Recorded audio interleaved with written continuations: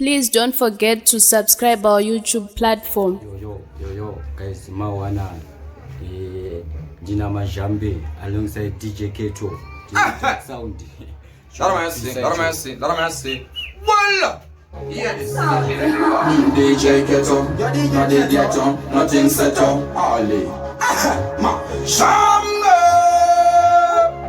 General, what we teaching? Judge, Ningo at Fupi, Pascal, 224.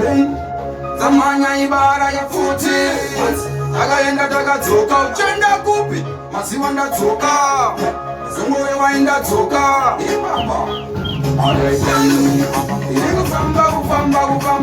Kufamba panwera, kuyenda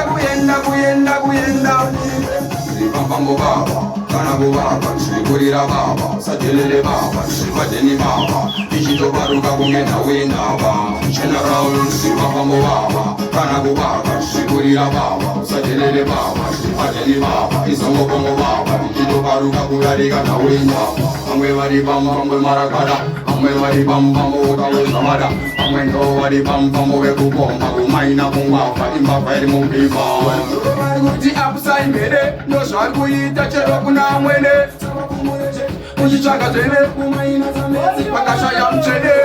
Akapinda nemusendiraini, Dakabuda nemusendiraini, Zirika baba! Sino netwaini, Rishingo maini, Zikajendeka paruka shaini. Wenda! Wakatengeserwa mskana mwesero point 3, Wakapigirwa kumba AM3, Wakatorerwa sese kutsupuriwa 3, Kangori kampambo chete wa Kampambo baba, Tichipamba kwende pi, Kampambo baba, Tirikungo tendere, Kampambo baba, Kanago baba, Shikurira baba, Satelele baba, Shipateni baba, Isongo baba, Chito baruka kungarika na winga, Kampambo baba, Kanakubaka, Shikurira baba, Shipateni baba, Isongo, She-Town! I mean, speak of yourself, Mare!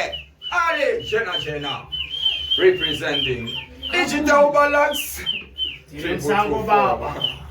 Shipateni baba. Yeshua baba wali msango. Isongo bongo baba. Maximo baba. Musha wezinyuani. Iwe tumira baya next year wanakirwa mira kayo baya chiredi batani chocho baya nechibere chocho izozo ziripo baya kuyitumira mavideo manyowani ndiwe mune changa chakwanisa kuwana zvatinenge tasenda aiwa chinotenda muri yeZimbabwe tichange chikupa izvisizi change chichaibva ku Dark Sound.